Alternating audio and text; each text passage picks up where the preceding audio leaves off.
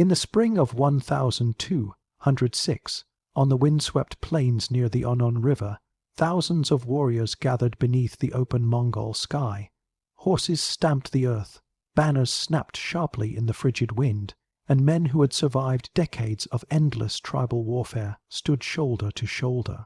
It was here, during the great Cruelest, that a newly unified leader rose above every clan, every rival, and every blood oath ever sworn on the steppe. His name was Temujin, and the moment he was proclaimed Genghis Khan marked the beginning of an empire that would reshape continents, annihilate nations, and set into motion some of the most devastating acts of brutality ever inflicted by a single ruler. For many, the Mongol Empire is remembered as a story of military genius, remarkable discipline, and global transformation. But the reality behind its rise is far darker, forged in cruelty so severe that even medieval chroniclers struggled to describe what they witnessed. Genghis Khan was not merely a conqueror. He was the architect of calculated terror, a man who recognized that fear was more powerful than steel. While many of his atrocities are legendary, a number of his cruelest crimes have been overshadowed by the scale of his empire. These stories, often buried in overlooked chronicles and regional histories, reveal a different face of the Mongol leader. They present a man who used extinction, level violence not as a side effect of conquest, but as a deliberate political tool. To understand these hidden crimes, one must first understand the world that shaped Genghis Khan. Born in the 1160s into the Borjigin clan, Temujin grew up in a land where kidnapping, enslavement, tribal murder, and betrayal were everyday realities. His father, Yesujay, was poisoned by rival Tatars when Temujin was only a child. His family was abandoned, left to starve on the steppe. Temujin survived by hunting rodents and stripping bark from trees, experiences that hardened him into a leader who believed mercy was a weakness. By the time he reached adulthood, he had experienced enslavement, seen his wife stolen by a rival clan, and fought in countless blood feuds. Every wound shaped his philosophy. Loyalty must be absolute, and disobedience must be punished with total destruction. When Temujin became Genghis Khan, he inherited a fractured world. Neighboring powers viewed the Mongols as primitive nomads. The Jin dynasty in northern China was wealthy and arrogant. The Tangut-Zaizia kingdom frequently demanded tribute. The Khwarezmian Empire, spanning Persia and Central Asia, saw itself as a sophisticated world power. None believed that a man from the frozen steppe could threaten them. Genghis Khan understood their weakness. They underestimated him, and so, with a combination of unmatched cavalry tactics, psychological warfare, and overwhelming brutality, he launched a campaign of conquests so vast that it remains one of the most lethal in human history. Among the terror he unleashed, 6 crimes stand out not just for their violence, but for the sheer coldness of their design. These crimes demonstrate Genghis Khan's talent for using cruelty as a strategy, ensuring that entire regions would collapse long before the first Mongol arrow was fired. The first crime, often forgotten outside Persian sources, occurred during the Mongol invasion of the Khwarezmian Empire in 1219, when the governor of Atra in Alchuk seized a Mongol trade caravan and executed its members under false charges of espionage. Genghis released a fury unmatched in Central Asian history. After Atra fell, he ordered the city's population divided among his soldiers as slaves, but he reserved a special fate for Inalchuk. Instead of a swift execution, the governor was subjected to a punishment described in multiple chronicles as death by molten metal. The brutality of this method was intended to send a message to every ruler between Samarkand and Baghdad. No insult to the Khan would ever be forgiven. The second hidden crime occurred during the siege of Nishapur in 1221, one of the wealthiest and most culturally sophisticated cities of Persia. After Genghis Khan's son-in, Lord Takwachar, was killed by defenders, the Mongols responded with a massacre so complete that it erased the city from existence. What makes this event stand out is not only the scale of the killing, but who ordered it. According to Persian historian Juvayni, Genghis Khan granted Tokuchaw's widow, his own daughter, authority over the city's fate. Her order was chilling. She commanded the extermination of every living being, from men and women to children and even animals. When the slaughter was done, Mongol soldiers were ordered to return and crush the skulls of the dead to ensure no one had survived. It was not just punishment, it was annihilation. The third forgotten crime is tied to Genghis Khan's conquest of the Tangut-Zaizia kingdom. While many know that he waged war on them for disobedience, few know the scale of vengeance he delivered in 127, when the Tangut Emperor dared refuse aid during the Khwarezmian campaign. As Genghis lay dying from illness or injury, he gave his final order. The Tangut people were to be wiped from the earth. When he died shortly after, his generals carried out this command with terrifying loyalty. Cities were burned, cultural sites destroyed, entire populations eradicated. So complete was the devastation that fragments of the Tangut language barely survived into modern times. An old kingdom, culture, and identity were erased not through war, but by Genghis Khan's final breath. These stories reveal the early pattern of Genghis Khan's cruelty. Each action was not just violence, but a calculated lesson to the world. Obedience would bring survival. Defiance would bring extinction. As the Mongol Empire expanded westward and southward after 1221, the world began to witness a pattern in Genghis Khan's brutality. His violence was not random, not emotional, and not merely born from the harsh life of the steppe. It was systematic, calculated, weaponized. In Section 1, the destruction of Otrar, the annihilation of Nishapur, and the extinction of the Tangut-Zaizia laid the foundation for a doctrine of terror that terrified kings and shattered empires. Yet these were only the beginning. The next three crimes, less famous but equally devastating, reveal how Genghis Khan used cruelty as a political language, sending messages across continents without uttering a single word. These crimes were not always driven by revenge. Sometimes they were strategic, coldly executed to break morale, cripple economies, or eliminate future threats before they could rise. To understand this second set of hidden crimes, we must look beyond the famous battles and into the lesser, known but equally important corners of the Mongol campaigns. These events, preserved in fragmented chronicles from Persia, China, and Eastern Europe, show that Genghis Khan's ruthlessness evolved as his empire grew. He had crushed his enemies in Central Asia and defied powerful dynasties. Now he looked beyond mere victory. He wanted permanence. He wanted a world where the fear of the Mongols would endure long after his armies had passed. And so, his cruelty took on new forms. Sometimes it targeted entire populations. Other times it focused on specific groups considered dangerous, rebellious, or simply inconvenient. The Mongol Empire was built on horseback, but it was maintained through terror. The fourth crime, one scarcely mentioned in popular history, occurs during the Mongol campaign against the city of Urgench in 121. Unlike Otrar or Nishapur, Urgench was not merely a city of resistance. It was one of the wealthiest commercial centers of the Khwarezmian Empire, a place overflowing with scholars, engineers, traders, and artisans. Its irrigation system was a masterpiece of medieval engineering, feeding acres of fertile farmland along the Amu Darya River. Genghis Khan understood that conquering Urgench was not enough. The city had the potential to rise again. It could support a future enemy, so he chose to cripple it forever.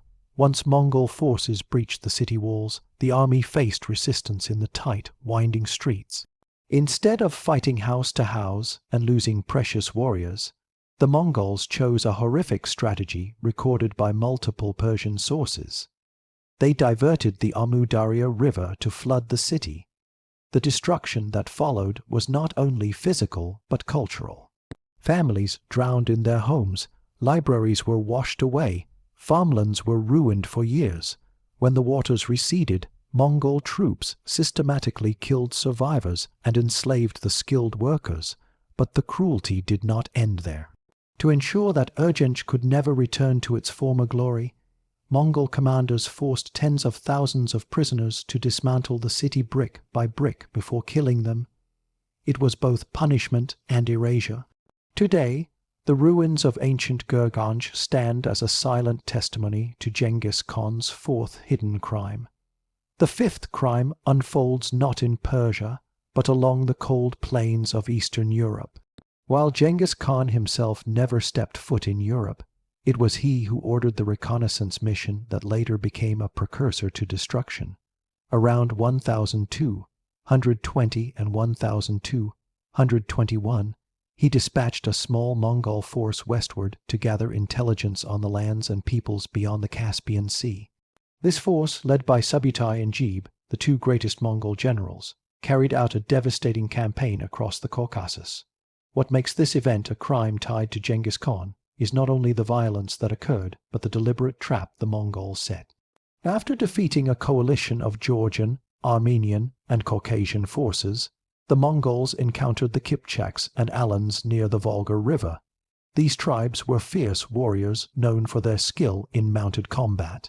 The Mongols recognized that fighting them openly would be costly, so they used a strategy that demonstrates the psychological cruelty fostered under Genghis Khan's doctrine.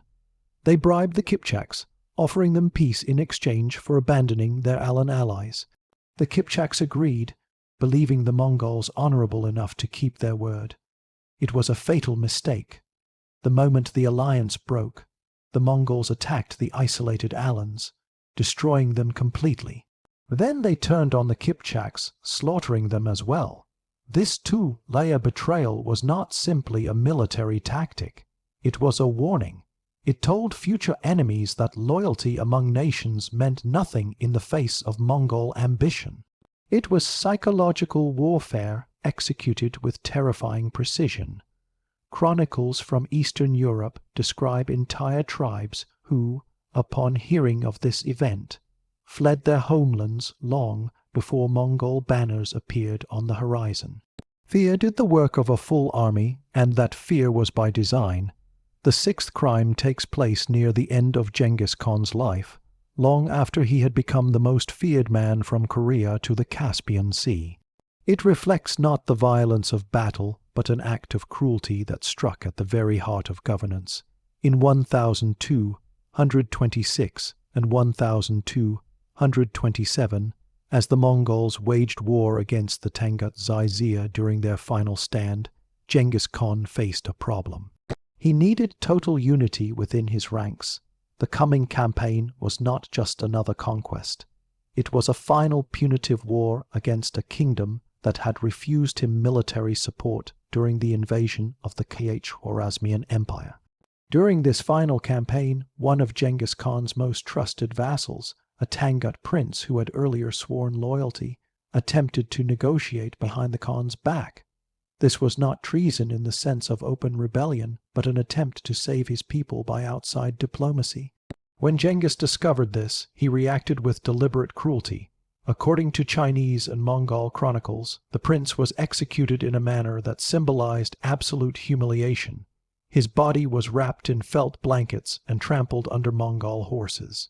This form of execution was symbolic.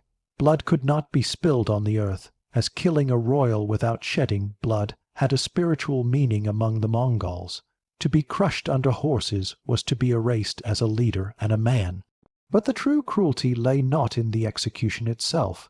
Genghis Khan ordered the extermination of the prince's entire lineage. Every male relative was killed. Every female relative was enslaved. The dynasty that might have led a future rebellion was wiped out in a single day. This was not a crime of passion. It was political murder designed to ensure eternal silence from a royal house that had once dared negotiate for peace. By the time the Mongol Empire reached its peak momentum in the mid-1220s, entire kingdoms had collapsed, trade routes had shifted, and cities that had stood for centuries were nothing more than ashes buried beneath drifting sand.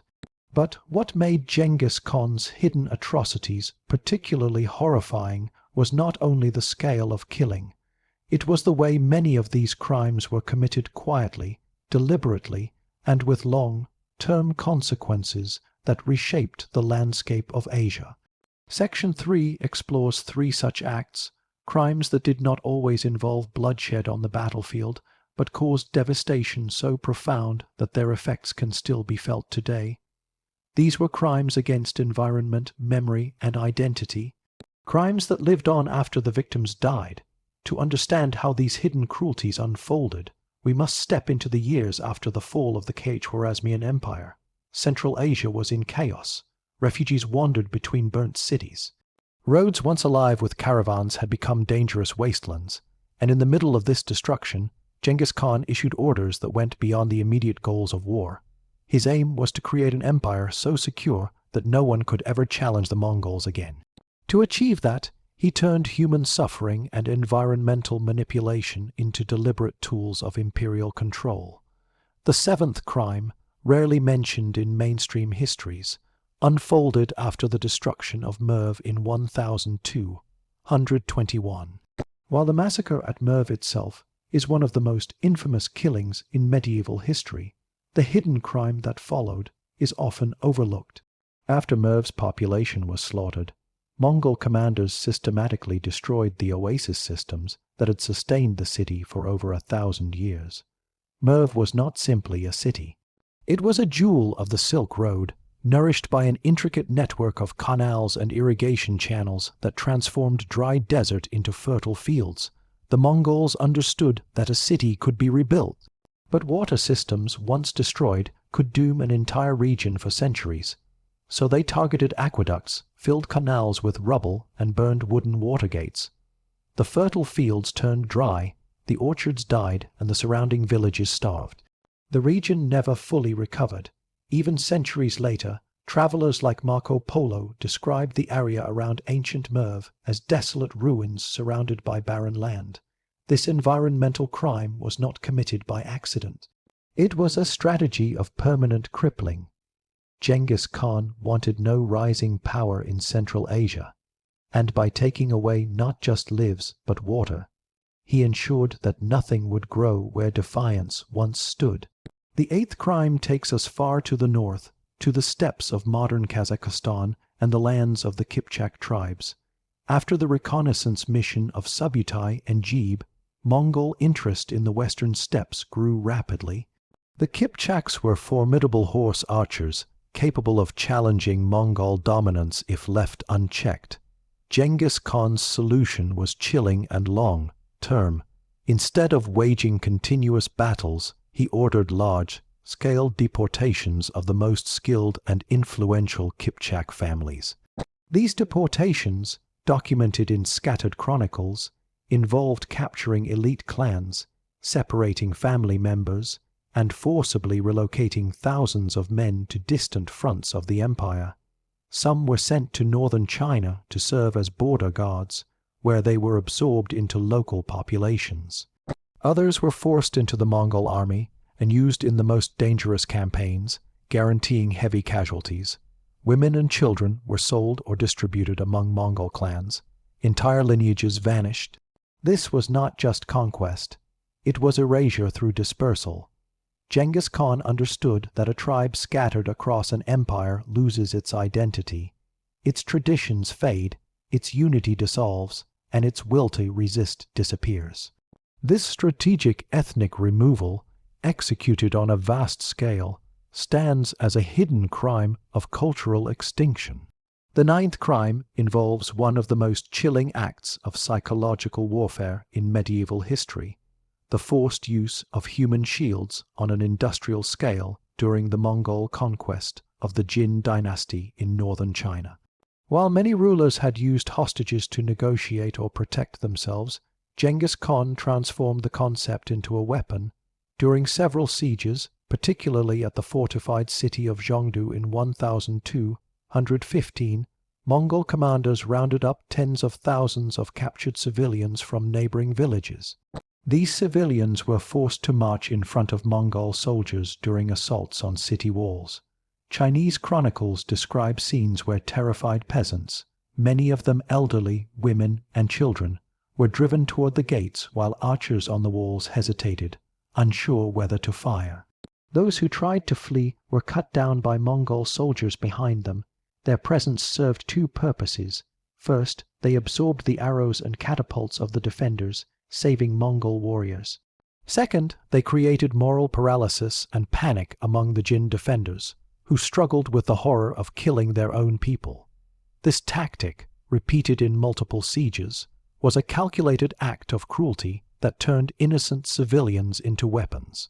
It also broke the defenders emotionally, leading to quicker surrender and fewer casualties for the invading forces. The 10th hidden crime is tied not to a single battlefield, but to a system Genghis Khan enforced across conquered regions: the destruction of local nobility and scholarly classes. While many conquerors killed leaders or nobles, Genghis Khan targeted intellectuals, administrators, and religious scholars in a systematic way. Sources from Khwarazm, Persia, and northern China describe Mongol soldiers separating educated men from ordinary citizens. These scholars were viewed as dangerous because they could unite remaining populations, write chronicles of resistance, or preserve historical memory. Genghis Khan understood that controlling history was as important as controlling land. So he ordered scholars killed or enslaved, libraries burned, record keepers eliminated, religious leaders humiliated or executed. This intellectual purge created what historians call silent decades in several regions, where almost no local historical records survive, because the communities capable of writing them had been destroyed. This erasure of memory was psychological warfare on a cultural level.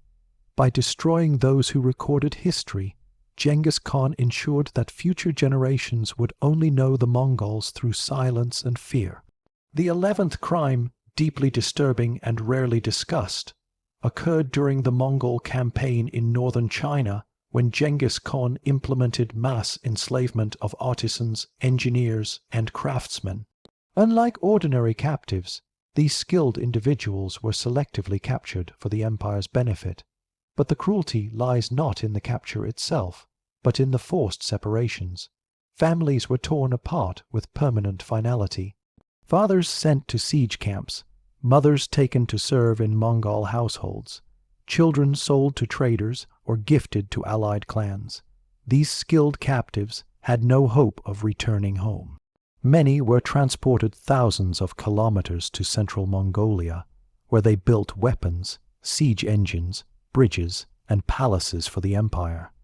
Chinese historians wrote that villages fell silent after these takeaways, their industries dead, their cultural heritage stolen.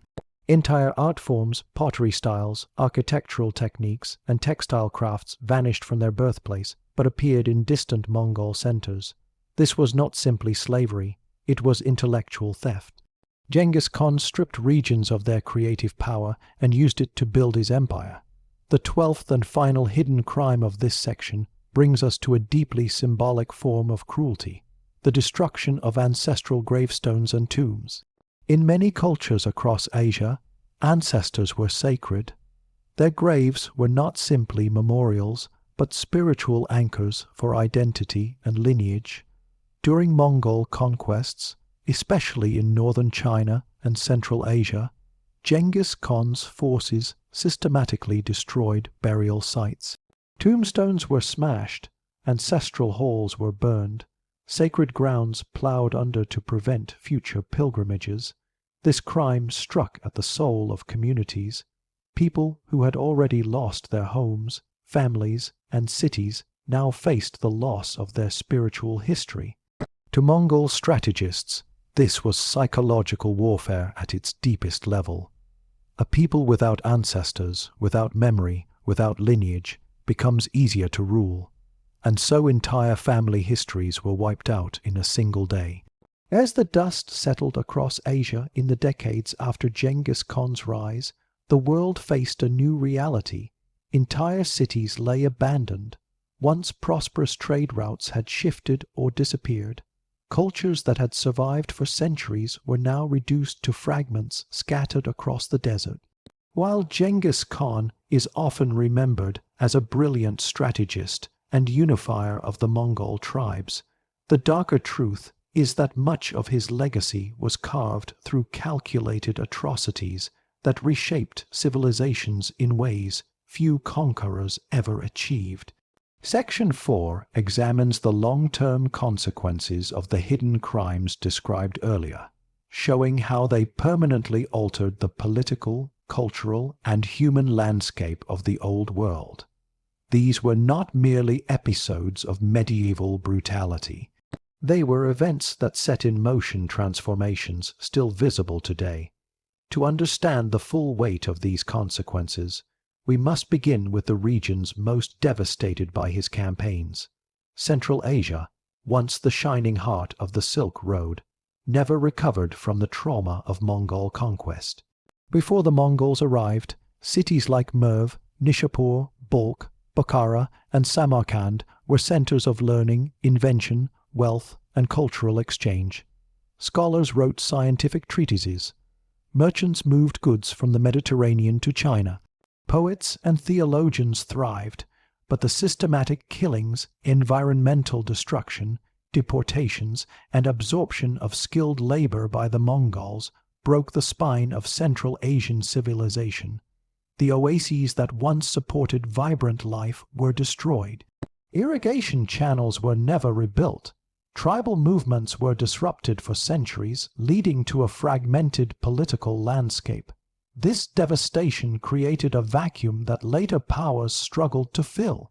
Even the great Timurid Empire, which emerged a century later, never restored the region to its earlier glory. The loss of scholars and artisans meant that scientific progress slowed dramatically.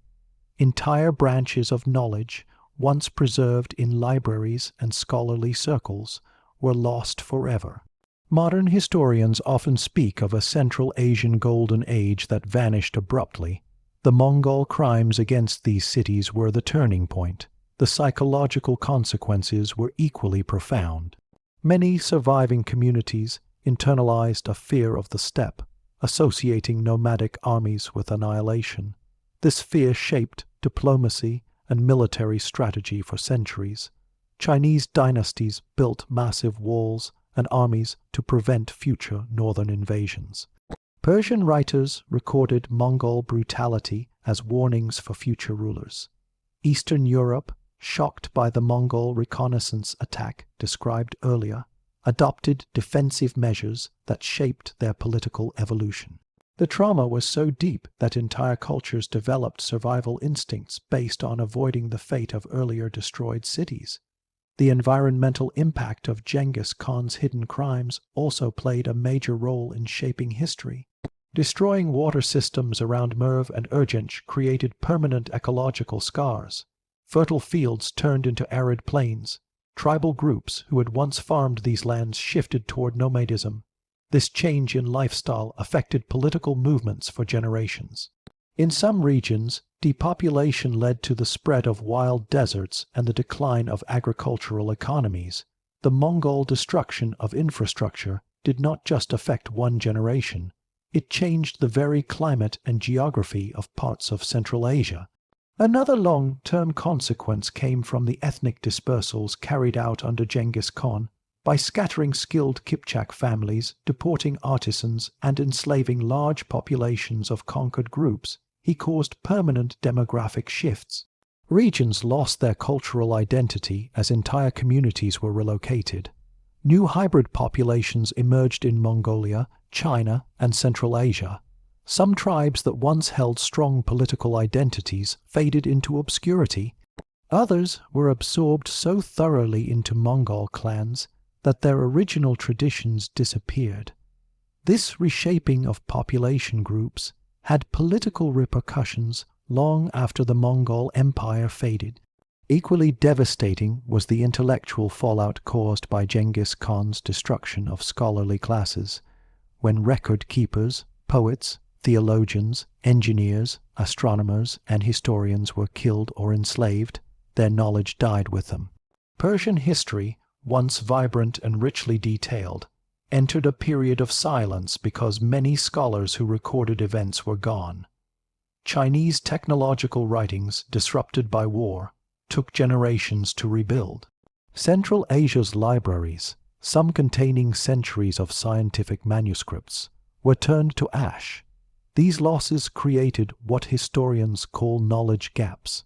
Civilizations that once competed in scientific innovation fell behind as Europe, unaffected by Mongol devastation, advanced rapidly during later centuries. The forced use of civilians as human shields during the Jin dynasty wars also had lasting psychological and moral consequences. It introduced a new level of cruelty into siege warfare. Later, Mongol successors repeated this tactic across China and the Middle East. Even after the Mongol Empire fractured, the idea of manipulating civilian populations for military advantage persisted. The tactic spread into later conflicts across Asia, where using non-combatants as shields became a mark of total warfare. The mass enslavement of artisans likewise shaped the Mongol Empire's successes and failures. While it allowed the Mongols to build advanced siege engines, administrative centers, and structures, it simultaneously drained conquered regions of their creative energy.